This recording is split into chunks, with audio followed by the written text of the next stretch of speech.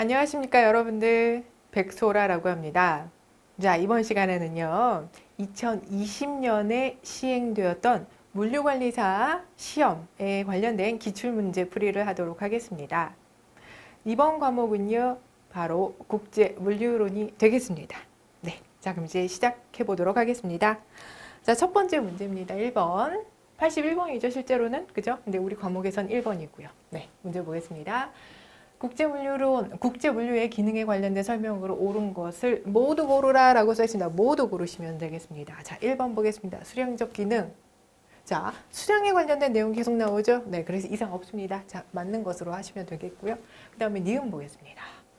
품질적 기능을 의미하고 있습니다. 자, 어떤 품질을 가공하고 조립하고 포장한다. 네, 물류의 품질적 기능이 맞겠습니다. 그 다음 디귿 보겠습니다. 가격적인 기능을 갖고 있다. 한번 볼까요? 생산자, 소비자를 매개로 해서 운송, 정보 활동까지 해서 모든 비용을 조정한다. 네, 이상이 없겠습니다. 그리고 논리적으로도 맞는 얘기가 되겠죠. 그래서 디귿 맞고요. 그 다음 리을 보겠습니다. 시간적인 기능이다 라고 했습니다. 자, 그 다음 내용 쫙 보세요. 자, 인적으로 다르고 분업으로 발생한다. 분업으로 발생한다.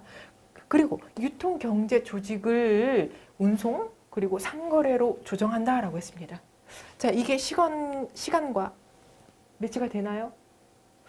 조금 그렇죠? 아무튼 일단 봐요. 자, 그 다음 미음 보겠습니다. 장소적 기능 얘기하고 있네요. 재화의 생산 시기와 소비 시기 불일치를 조정한다.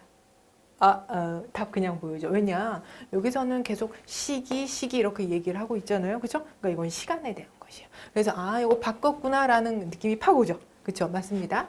그래서 미음은 뭐가 되어야 된다? 시간적 기능이 되어야 된다.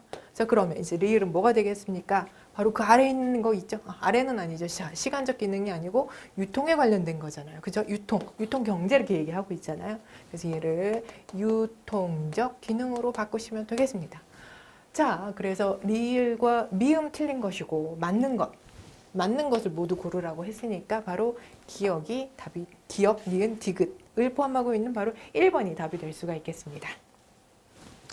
자, 이렇게 해서 이제 첫 번째 문제 가뿐히 풀었습니다. 자, 두 번째 문제. 자, 다음에서 설명하는 국제 운송의 형태는 무엇이냐 이렇게 얘기를 했는데, 운송의 형태? 그럼 되게 추상적이죠. 근데 내용을 딱 보기를 봤더니 어떤 운송 수단을 의미하냐 뭐 그런 얘기인 것 같아요. 그래서 조금 더 쉽게 이해하시려면 국제 운송 수단은 이렇게 얘기하는 게 조금 더 여러분들이 느낌이 좋지 않을까 이런 생각을 혼자 했습니다. 네. 자, 그럼 이제 내용을 좀 보도록 할게요. 자, 이 운송은 천연가스나 원유로 운송한대요. 그죠? 여기까지는 우리가 아직 답을 확정 지을 수는 없어요. 왜? 이런 것들은 일단 해상으로도 오고 그리고 파이프라인을 이용하기도 하기 때문에 그래요. 그래서 조금 더 보셔야 돼요. 하지만 사실은 답은 좀 이미 벌써 간추려질 수 있습니다. 무엇으로? 파이프라인 혹은 해상 운송으로. 그죠? 이 두 개 중에 하나예요. 자, 그 다음 에너지 자원 수송에 이용되고, 그리고 구축을 한대요. 구축. 무엇을 구축한다? 인프라스트럭처를 얘기하겠죠? 자, 이런 인프라를 구축하기 위해서 대규모 자본 투자가 필요하다. 그리고 변동 비용은 그다지 크지 않다. 그리고 인적 노동이 거의 필요하지 않다라고 했어요. 그 얘기는 뭐냐? 그만큼 이미 자동화가 되었다라는 얘기예요. 그죠? 자, 그러면 초반에, 자, 여기선 사실은 초반이라고 해야 되겠죠. 초기에 혹은 초기 구축을 위해서 이렇게 얘기하면 조금 더 내용이 좀 더 확실했을 텐데, 자, 이런 느낌을 갖고 있는 운송 뭡니까? 바로 파이프 라인 운송이 되겠죠. 이 파이프 라인 운송은 땅 아래에 매설이 되어서 이 파이프를 매설하고 장치를 하는데 많은 자본 투자가 필요하겠죠. 자, 그리고 일단 만들어 놓으면 다 자동화로 이루어지기 때문에 인력이 그렇게 많이 필요하지 않죠. 다 시스템화되었죠.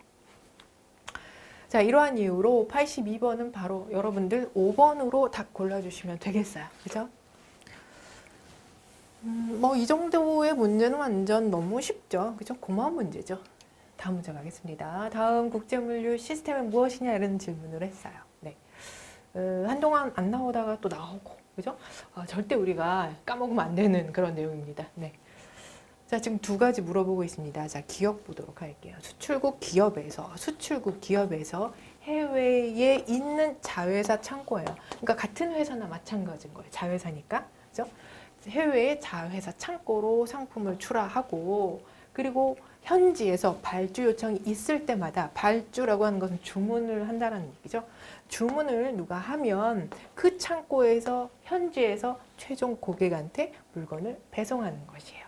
가장 오래된 그리고 최초의 운송 시스템이 이런 식으로 도입이 됐죠. 같은 회사니까 여기서 보내주면 너무 멀잖아요. 그죠? 그래서 현지로 보내고 거기에서 운송시키는 방식으로 운용되었던 바로 시스템은 바로 답은 무엇이겠습니까? 이름에서 팍 느껴지죠. 가장 클래식하다. 뭐예요? 고전적 시스템이 되는 것이죠. 그래서 기억에서 고전적 시스템 있는 거, 자 2번 아니면 4번으로 고르실 수 있고요. 나머지는 버리세요. 그 다음 니은 보겠습니다. 수출국의 공장 혹은 배송센터에서 해외에 있는 자회사의 고객으로 간대요. 자, 이 자회사가 있고요. 이 자회사에서 영업한 다른 회사가 있을 거 아니에요? 고객이 되겠죠? 자, 이 고객 회사로 물량을 직접 보낸대요. 그죠? 이런 고객 혹은 최종 소비자나 판매점으로 상품을 직송하는 형태가 되겠어요. 그죠? 그래서 이런 해외 자회사에서는 유통에 관여한다. 여기서 말한 유통이라고 하는 것은 예를 들어서 판매를 하거나 마케팅을 하거나 등등 그런 의미를 의미합니다. 그리고 상거래하는 거, 사고 파는 것들 그런 걸 의미합니다. 하지만 여기서 중요한 거, 물류에는 직접적으로 전혀 관여하지 않는 시스템입니다. 왜? 여기서 판매를 하고 물건은 니네가 보내주세요 하는 것이기 때문에. 그죠? 그래서 여기에 대한 답은 무엇이다? 바로 이 의미를 갖고 있는 직송 시스템이 된다. 됐죠? 그래서 이 문제는 여러분들 2번 골라주시면 되겠습니다.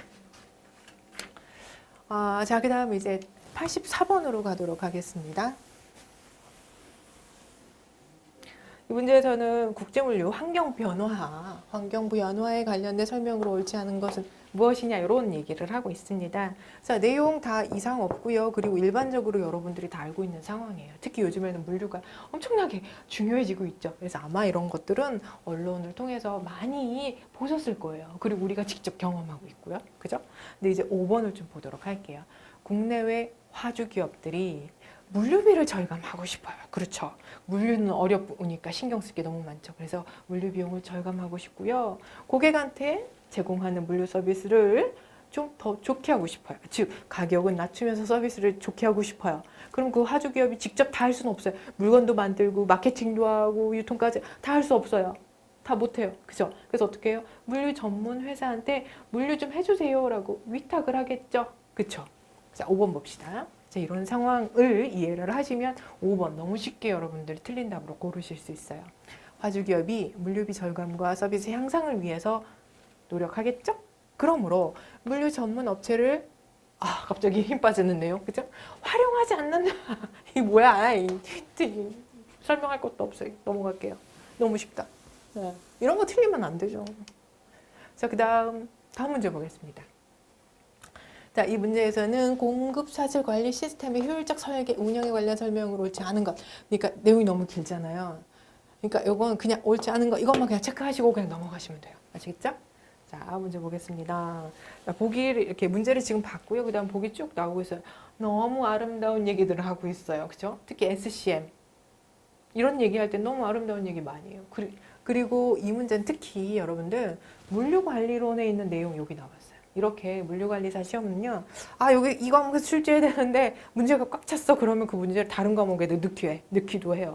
게다가 이런 내용은 물류관리론에서도 중요하지만 글로벌이라고 넣었으니까 국제물류에서도 중요하게 취급될 수 있는 것이에요.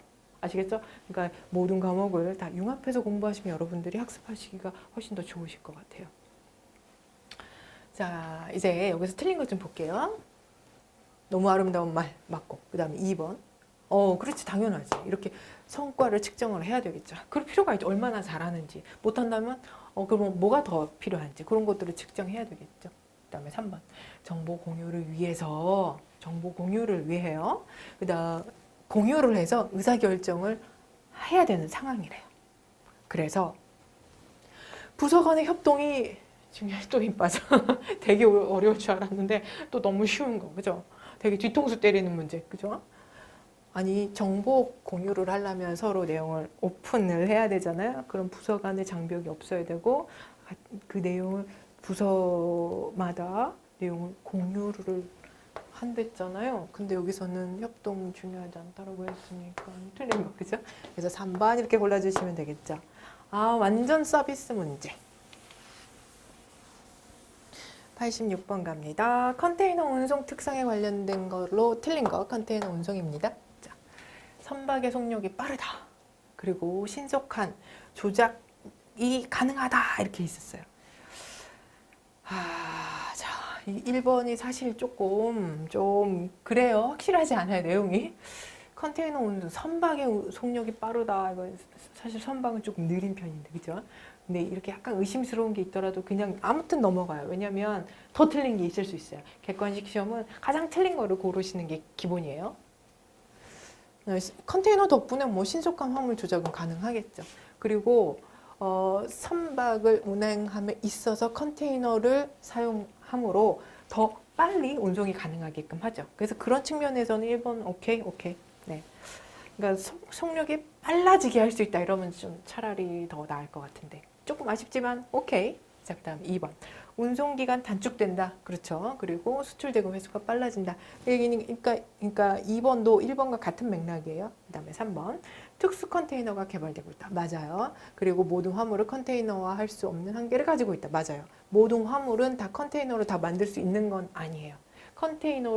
컨테이너화 할 수 있는 화물이 있는데 반면 못하는 경우도 있어요. 그런 것들은 컨테이너에 넣을 수가 없죠. 예를 들어서 너무 큰 중량 화물, 프로젝트 화물 그런 건 컨테이너에 들어갈 수가 없죠. 네, 그런 거 얘기하는 것입니다. 4번 컨테이너화는 거액의 자본이 필요하다. 왜 그럴까요? 컨테이너를 사야 되거든요. 네, 그래서 그래요. 자, 그 다음에 이런 거 노력과 투자 필요하다. 오케이, 이상 없고. 그 다음에 5번 왕항복강. 와, 이렇게 되게 어려운 단어가 하나 나왔는데 왕항복항 이렇게 나왔는데 뭐냐면 왕래한다는 뜻이에요.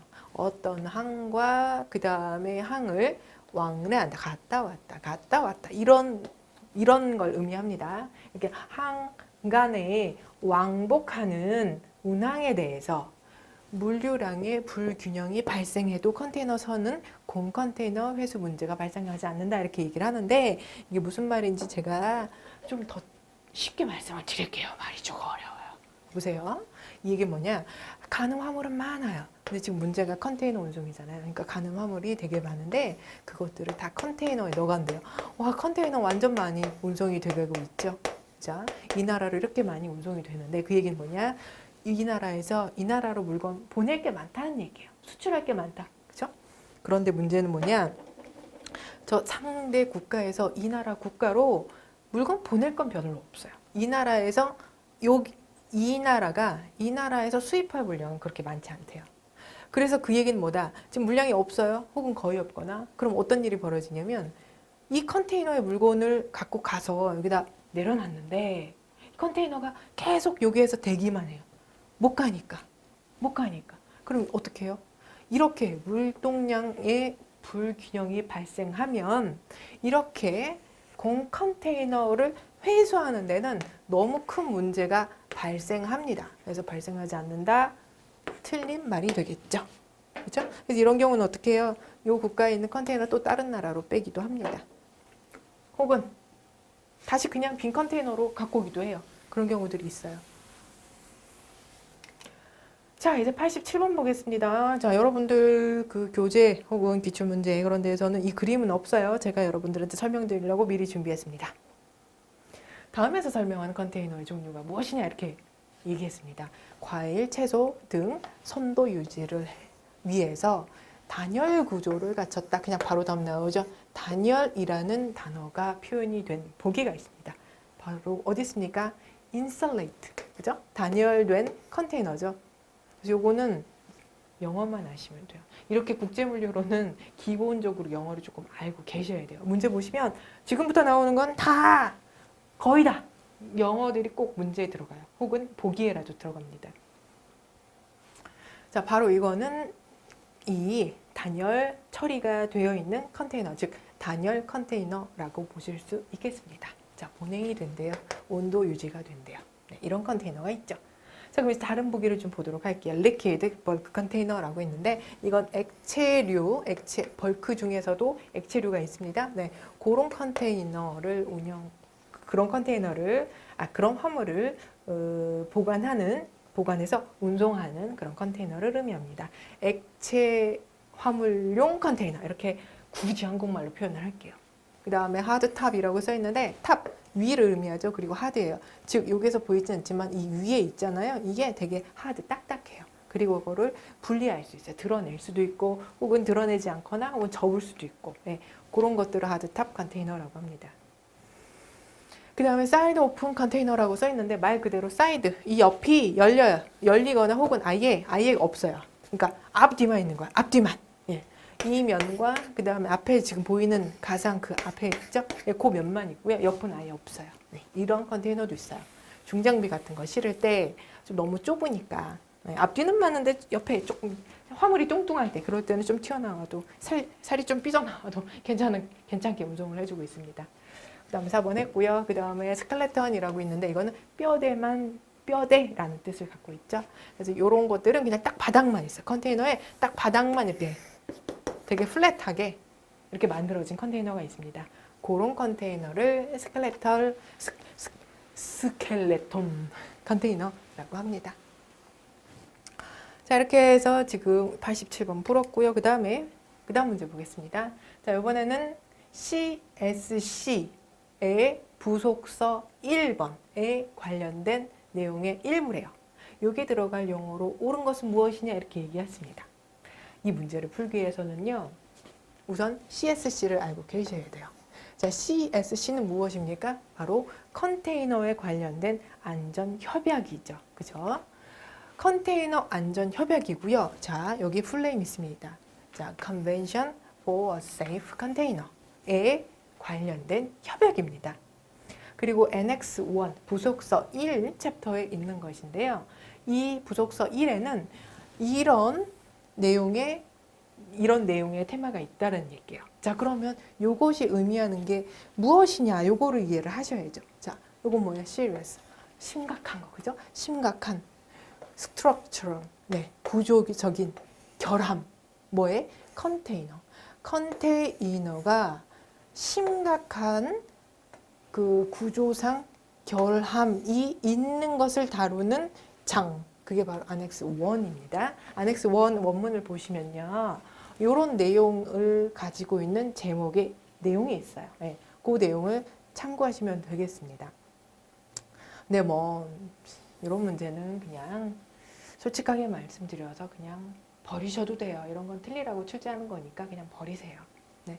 그래도 아무튼 저는 최선을 다해서 해설을 해드리도록 하겠습니다. 자, 여기 뭐야? 구조적으로 sensitive component라고 써 있죠. 구조적으로 뭐예요? 이게 되게 예민한 상태라고 하는 뜻이죠. 자, 그리고 구조적인 결함이 있다라는 것이고 결국에는 그리고 구조적인 결함이고 얘는 그러한 구조적인 결함이 어디에 있는 것이냐. 그 component, 부품이나 혹은 그 부분을 얘기를 하는 겁니다. 자, 이 내용을 이해하기 위해서는 우리 컨테이너 구조를 알고 있어야 되는데요. 이 컨테이너 각 부문별로 불리우고 있는 이름이 있습니다. 그 부분에 어떤 문제가 생겼을 때 이것에 대해서 구조적으로 심각한 결함이라고 얘기하냐라는 것을 묻는 문제예요. 자, 근데 그 결함의 내용을 보니까 이렇게 돼 있어요.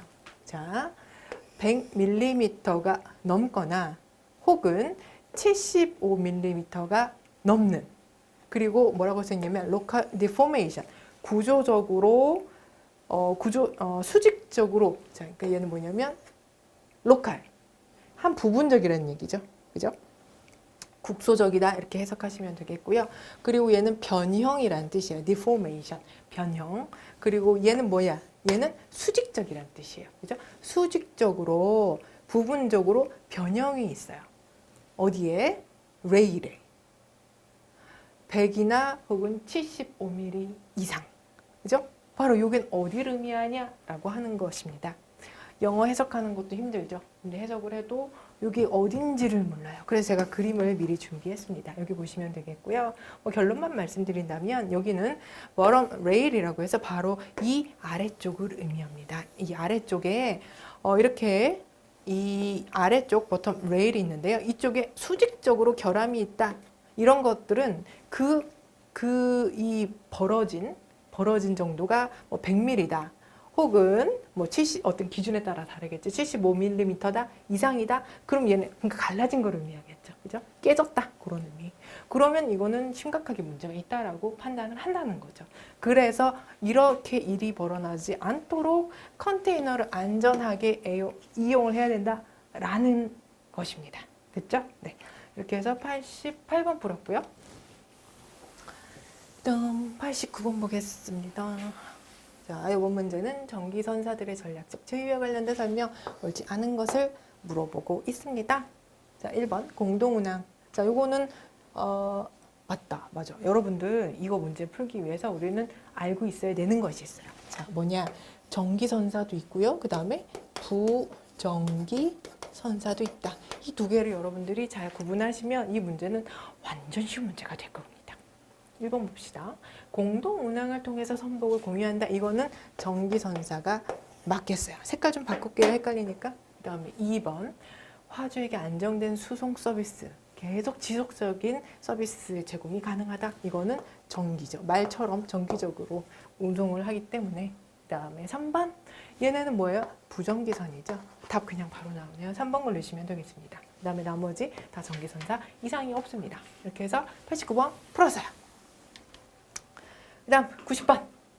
해상운송 화물 선적 절차를 올바르게 나열하라 라고 써 있습니다.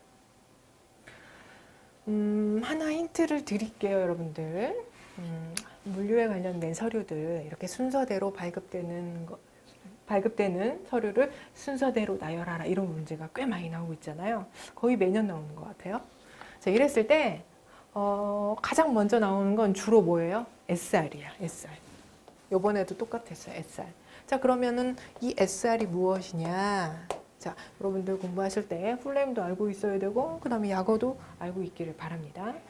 만약에 약어를 모른다, 상관없어요. 그냥 플레임으로 공부할게요. 근데 플레임이 아닌 약어로도 출제되니까 그것도 유의하세요. 자, 이거 보겠습니다. 기억. SR로 저는 그냥 적을게요. 자, SR이 뭡니까? SR이라고 하는 것은 화주. 여기다 이렇게 쓸게요. 화주. 그다음에 화주가 포워드한테 물량을 주고 그 다음에 선사한테 물량을 주겠죠? 요 순서대로. 자, 그럼 얘는 숫자 1, 2, 3 이렇게 각자 적을게요. 그냥. 자, SR이라고 하는 것은 바로 1번이 2번한테 저희 물건 좀 수송해 주세요 라고 의뢰할 때 작성하는 서류가 됩니다. 그죠? SR이 있어야, 즉 선적을 요청합니다 라는 서류가 있어야 운송회사가 이 사람이 부킹하네. 여기서 말한 부킹은 운송을 예약한다 그 의미예요. 부킹. 오케이? 네. 자, 이렇게 해서 첫 번째 단계는 예약을 하는 단계. 바로 SR이 첫 번째가 됩니다. 자, 그 다음에 니은 부킹 노트라고 하는 건 뭐냐? 바로 2번에서 부킹 노트라고 하는 것은 포워더 회사가 많은 회사에서 예약을 받으시잖아요. 그때 내부적으로 작성하는 서류가 부킹 노트가 됩니다. 이름 봐봐요. 예약받은 노트예요. 바로 이렇게 많은 화주들이 계속 예약을 할 거 아니에요. 그죠? 이렇게 각자의 노트가 생깁니다. 이걸 묶인 게 바로 부킹 리스트가 되는 것이에요. 부킹 리스트. 만약에 부킹 노트 없고 부킹 리스트가 있다? 그럼 그거 바로 이제 두 번째 답으로 선택하시면 되겠습니다. 됐죠? 자, 이렇게 해서 지금 보기에서 좀 빼놓을게요. 부킹 노트가 당연히 더 뒤죠? 그래서 요거 버리고 요거 버리고 이렇게 하시면 돼요. 자, 그 다음에 디귿 보겠습니다. shipping 오더예요. shipping 오더. 그 얘기는 뭐냐면 이 포워더가 선사한테 화물을 주잖아요. 그럼 선사 자체적으로도 현장에서 일하는 사람이 있고 사무실에서 일하는 사람들이 있잖아요. 이런 것들은 뭐냐? 얘가 요청한 대로 제대로 물건을 실었냐라는 것을 확인하게끔 하는 서류가 됩니다. 자, 선적 지시를 하는 것이에요. 얘한테 이렇게 실어주세요 라고 한 것을 근거로 해서 내부적으로 자기네가 이렇게 싫어라고 지시를 내린 것이에요. 그게 바로 shipping order예요. 말 그대로 shipping order, 그죠? 선적 지시가 됩니다. 자, 그러면 당연히 부킹 노트가 완결이 되면 그때 이제 현장에서 실겠죠? 그래서 이제 세 번째로는 shipping order가 되겠습니다. 자, 그 다음에 이제 실제 배에 태울 때요. 그 화물이 우리가 실제 예약받은 화물과 그리고 배에다가 넣는 화물이 진짜 일치하는지 혹은 그 실제 배에다 넣는데 화물이 깨져 있다? 개수가 다르다 그러면 안 되잖아요. 그래서 이것을 현장에서 배에서 확인하는 그런 절차가 있습니다. 그때 사용되는 서류가 바로 Mate Receipt가 됩니다. 이거 다른 말로 뭐라고 하냐면 MR이라고 하고 있어요. 자, 그 다음에 물건이 다 선적되잖아요. 그러면 선적됐습니다 라고 운송장을 발급을 해요. 그게 뭐예요? 바로 BL이고요. 선적 완료된 후에 발행한다 라고 해서 Shipped BL이라고 표현을 합니다. 네, 그래서 BL 이렇게 하면 되죠. 자, 이거 문제 이렇게 약어로만 출제할 수도 있어요. 그러니까 논리적으로 공부하시면 되겠습니다.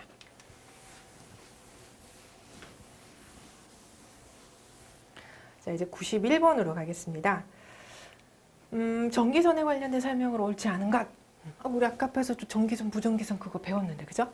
그 문제랑 연결 지어서 공부하시면 되겠어요. 1번 봅시다. 운임은 공시된 확정, 운임이 적용된다. 자, 요거는 전기선 맞죠? 그 다음에 개품 운송계약 체결하고 선화증권. 오케이. 이거는 전기선. 그 다음에 다수 화물로부터 받는다. 오케이. 다수 화주한테 화물을 받는다. 그리고 집화한다. 오케이. 그 다음에 4번. 특정한 항구간을 운항 계획에 따라서 규칙적으로 반복적으로 운항한다. 너무 중요한 말이죠. 네. 전기선. 그 다음 항해 단위, 기간 등에 따라서 A 용선계약서를 사용한대. 용선한대야. 그럼 뭐예요? 용선 나오면 무조건 뭐다? 부정기선이다. 왜? 용선은 배를 빌리는 것이잖아요. 그죠? 그래서 정기적으로 운행을 할 수가 없죠. 이것도 되게 쉬운 문제. 대체적으로 이번 시험이 되게 쉬웠던 것 같아요. 저만 쉽나요? 자, 그 다음에 92번. 해상 운송과 관련된 국제기구 설명으로 옳은 것을 모두 고르세요 라고 했습니다. 자, 기억 보겠습니다. 아이약스는 국제적인 대리협 확장에 따른 이런 거는 그렇대요. 제가 이거 굳이 읽을 필요 없잖아요. 그죠? 시간 아껴야 되잖아요. 자, 요거 아이약스에 대한 거 맞습니까? 아니에요. 운송 대리점에 따른 운송 주선인 뭐예요? 포워더죠. 포워더들의 민간 연합 기구예요. 그럼 뭐예요? 바로 아이약스가 아니고 뭐다? 피아타가 된다. 우리 책에도 잘 설명이 되어 있죠? 피아타입니다. 그래서 기억 땡. 그 다음에 니은 빔코 선주 공동이익 민간기구 이상 없습니다. 그 다음에 ICS 선주들 네, 이상 없고요. 그 다음에 이제 미음 보겠습니다. 리을 보겠습니다. 리을. IMO는 국제무역과 경제발전을 촉진한 목적으로 설립된 국제연합의 전문기구이다. 자, 보세요. 국제무역이에요. 그리고 국제연합의 전문기구 이렇게 나왔잖아요. 그러니까 얘는 뭐냐면 해상 운송이 아니고 무역에 관련된 기구란 뜻이에요. 근데 여러분들 저랑 같이 수업 시간에 많이 배운 것처럼 이건 꼭 나와, 매년 나와, 매년 나와. 제가 맨날 그랬잖아요. 그죠? 이거 또 나왔잖아요. IMO는 뭐예요? IMO. 아시죠? 해상에 관련된 기구예요. 그죠? 해상업. 그죠? 그런데 얘는 지금 무역에 관련된 내용이라고 얘기를 하잖아요. 그죠? 그래서 틀렸어요. 이 내용만 봐도 틀렸다. 이건 짝꿍이 아니다라고 하는 거. 자, 그럼 조금 더 심화적으로 본다면 이 IMO는 틀렸고 이게 바로 뭐다? 바로 국제상업회의소를 의미하는 ICC가 정답이 된다. 그죠? 여러분들은 여기서 ICC 알 필요도 없어요. 어차피 이 내용과 이 주어와 뒤에 서술된 내용은 어차피 틀린 내용이에요. 그죠? 이렇게 해서 보시면 되고요. 그래서 맞는 거 고르라면서요. 그래서 니은 디귿이 있는 3번 고르시면 되겠어요. 그 다음 93번 보겠습니다. 전기용선계약에 관련된 설명으로 옳은 것은 또 나왔어요. 되게 지금 이런 문제가 지금 벌써 세 문제가 나왔죠? 자, 오케이. 전기 용선 계약. 근데 요거는 용선이에요. 전기선 아니에요. 용선입니다. 용선인데 정해진 기간이라고 해석을 하셔야 돼요. 그죠? 그러니까 타임 차터 얘기하는 거죠. 타임 차터. 써드릴까요? 네. 여기에 관련된 설명으로 옳은 걸 골라라 했습니다. 자, 선박 자체만을 빌린다. 이건 뭐예요? 이거는 나용선이 되겠죠. 나용선. 나용선. 네.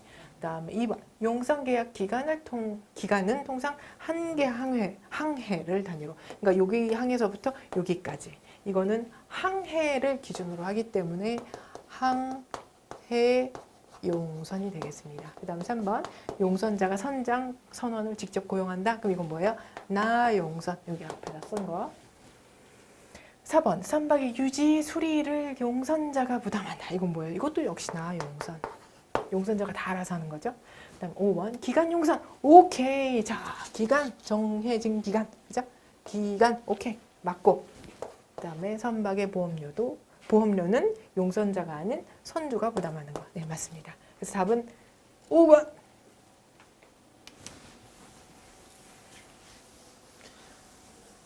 자, 그 다음 이제 94번 보겠습니다. 만재 흘수선과 관련된 설명을 옳지 않은 걸 골라라 했습니다. 어떻게 보면 좀 복잡해 보일 수도 있는데 사실은 그렇게 복잡하지 않아요. 이 문제를 풀기 위해서 자료화면 먼저 보도록 하겠습니다. 자, 여기 보세요. 여러분들은 문제 지금 보고 계시니까 이 화면이랑 같이 매치해서 좀 봐주세요.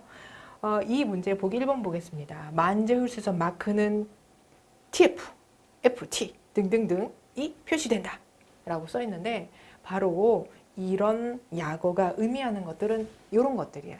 TF는 Tropical Freshwater. 그 다음에 F는 Freshwater. T는 Tropical. 등등등을 의미하는 것입니다. 네. 이런 상황에 따라서 이 만재 흘수선의 높이는 다르게 적용이 되어야 된다는 것을 말하는 것입니다. 자, 이렇게 해서 보기 1번 봤고요. 자, 그 다음에 2번 보겠습니다. 2번부터 쭉 볼게요. 그러니까 1번, 보기 1번, 3번 똑같은 얘기나 마찬가지예요. 그 다음에 만재흘수선 마크는 선박의 중앙에 양현 외측에 표시되어 있다. 바로 이렇게. 배 있잖아요. 배 이쪽이죠. 자, 배 이쪽이죠. 앞에 중앙에서 양쪽에 표시가 되어 있습니다. 자, 그럼 여러분들 질문이 있겠죠. 그러면 만재흘수선 마크는 도대체 어떻게 생긴 거예요, 여러분들? 이렇게 생겼어요. 이렇게.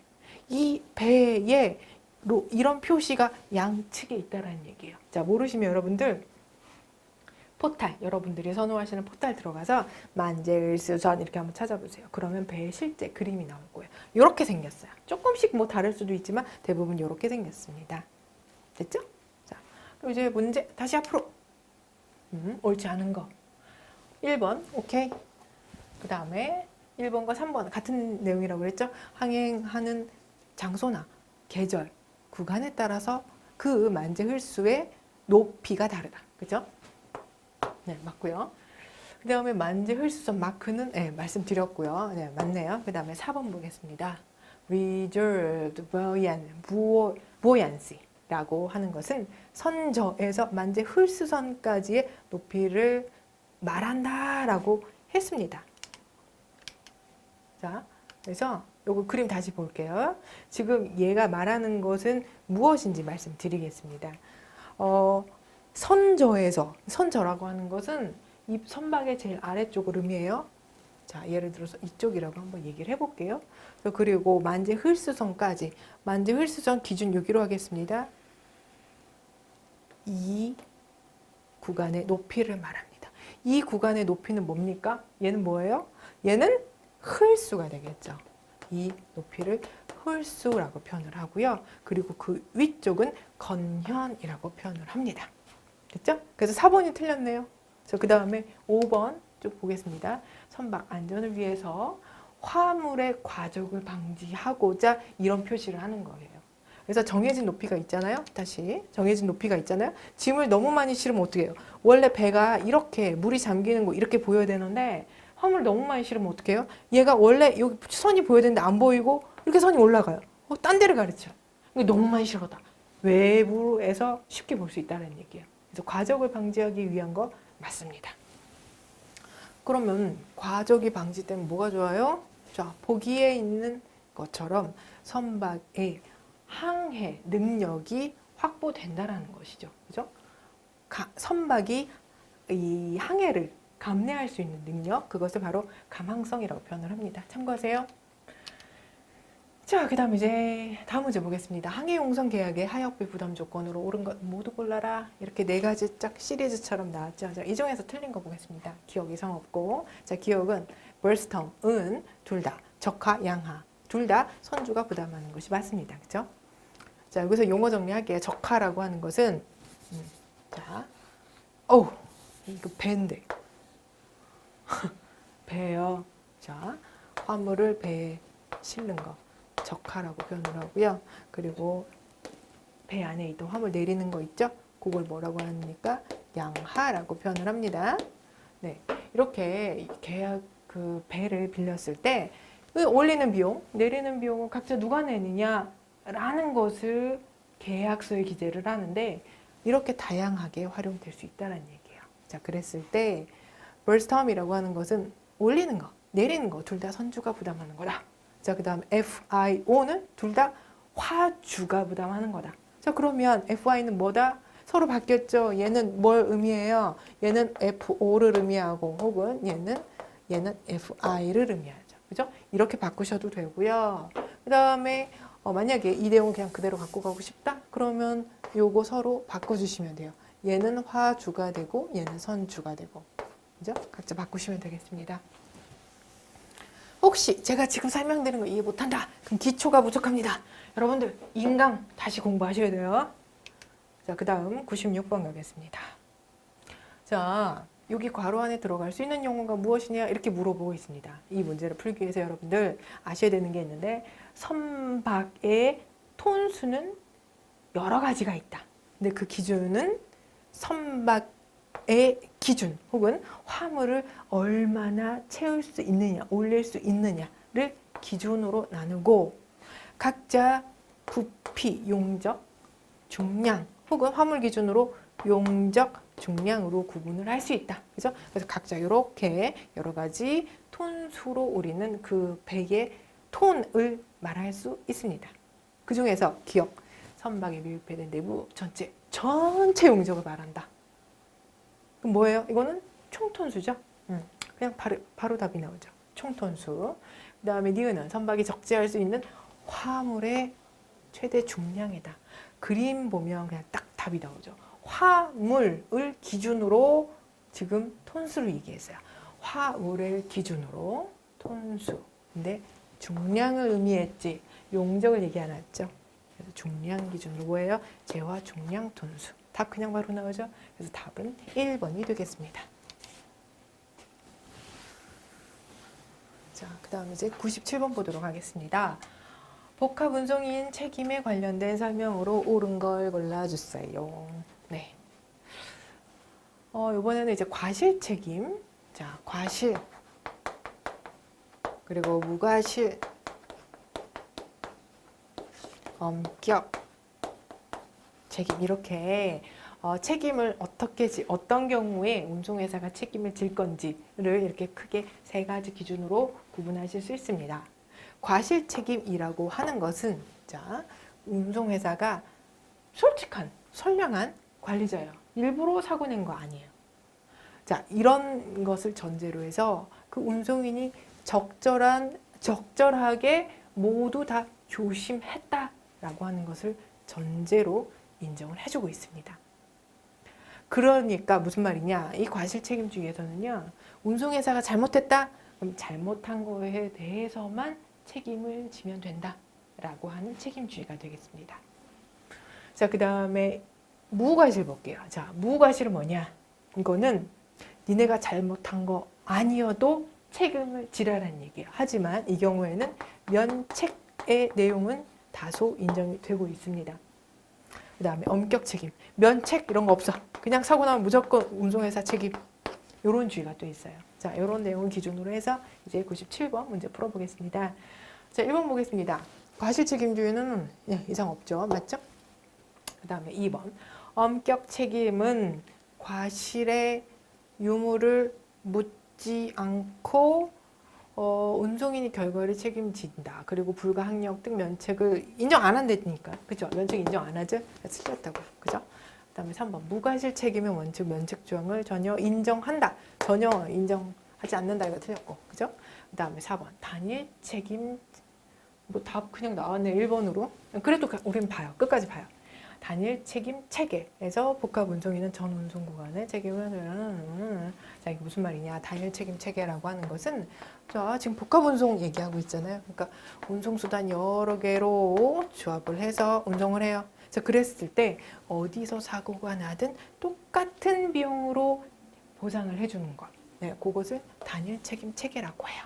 근데 아래에서 뭐라고 했어요? 책임의 내용은 발생 구간에 적용되는 책임 체계에 의해서 결정된다. 그러니까 이게 무슨 말이냐면 이거 돌려서 얘기했는데 조금 더 직접적으로 얘기하면 이 구간에서 사고 난 것, 그리고 이 구간에서 사고 난 것 어느 구간에서 사고 났는지에 따라서 보상금이 달라라고 하는 거예요. 아시겠죠?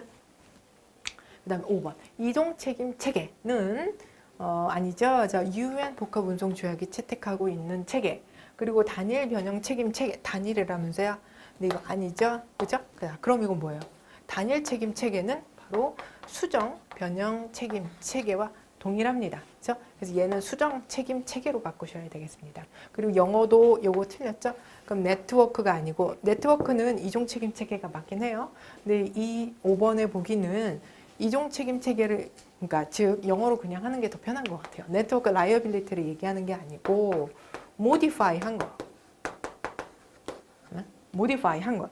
수정, 변형, 수정 혹은 단일이죠. 수정 혹은 변형. 수정 혹은 변형. 여기다 쓸게요. 수정 혹은 변형된 책임 체계. uniform liability. 에 관련된 거죠. 그죠? 현재는 이거 지금 사용하고 있습니다. 유엔에서도 공식적으로 요 세 번, 요거 지금 제가 적어드린 거 있죠. 수정 책임 체계 혹은 수정 단일 책임 체계 이렇게 얘기해도 되고. 그러니까 여기서 중요한 건 뭐예요? 가장 합리적으로 수정했다라고 하는 거. 그렇게 인지를 해주시면 여러분들 공부하기가 좀 더 쉬울 것 같아요.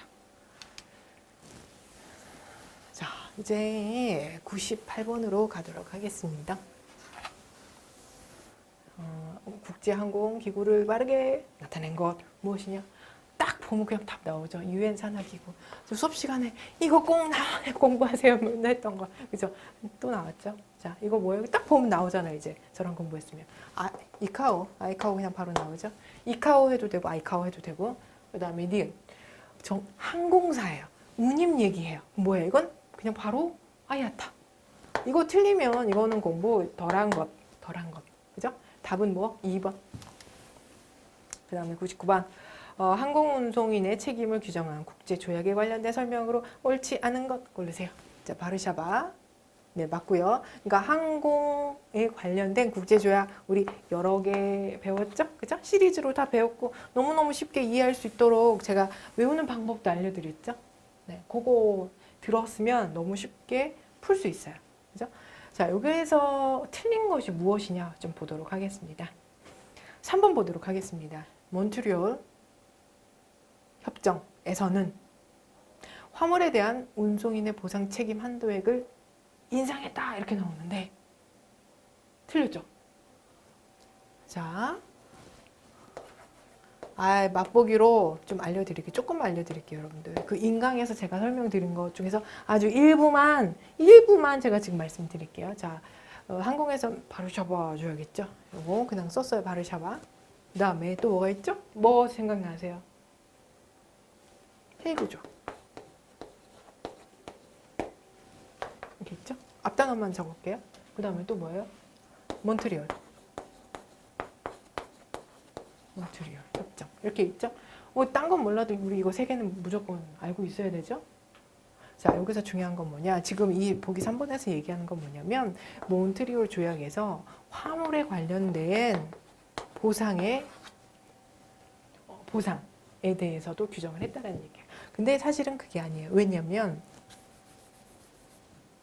화물은 여기서도 규정을 했지만 뭐 그건 중요한 게 아니고 이 몬트리올 조약은요. 헤이그를 업데이트한 거예요. 이거를 업데이트한 조약이 되겠습니다. 업데이트가 된 조약이죠. 그래서 여기에서 변형된 것만 여기서 다뤘어요. 결론적으로 말씀드린다면 이 몬트리올 조약에서는요, 화물에 대해서는 언급을 하지 않고 있어요. 그러니까 저기 변경이 없었다는 얘기야. 여객에 대해서만 얘기를 하고 있습니다. 그런데 지금 3번에서는 그죠? 화물에 대해서 책임 한도액을 인상했다라고 했잖아요. 근데 그런 내용 자체가 몬트리올에 없다는 말이에요. 그래서 3번 틀렸죠. 수업 들어주셨으면은 뭐 아실 테고, 그다음에 이제 100번 보겠습니다. 항공화물 운송에 관련된 것으로 옳지 않은 걸 고르세요. 신속합니다. 빠르니까 파손도 적을 것이고, 계절적 변동 별로 없이 그냥 계속 화물이 계속 1년 내내 계속 나가죠. 운송 비용이 비싸죠. 그 다음에 여객 운송에 비해서 왕복 운송 비중이 낮죠. 왜냐? 사람은요, 비행기 타고 외국으로 갔다가 대부분은 돌아와요. 아예 떠난 거 아니면. 근데 화물은요, 가면 안 와요. 여기서 쓰여요. 여기서 판매가 돼요. 혹은 여기서 소비가 돼요. 그죠? 그래서 4번 틀렸죠.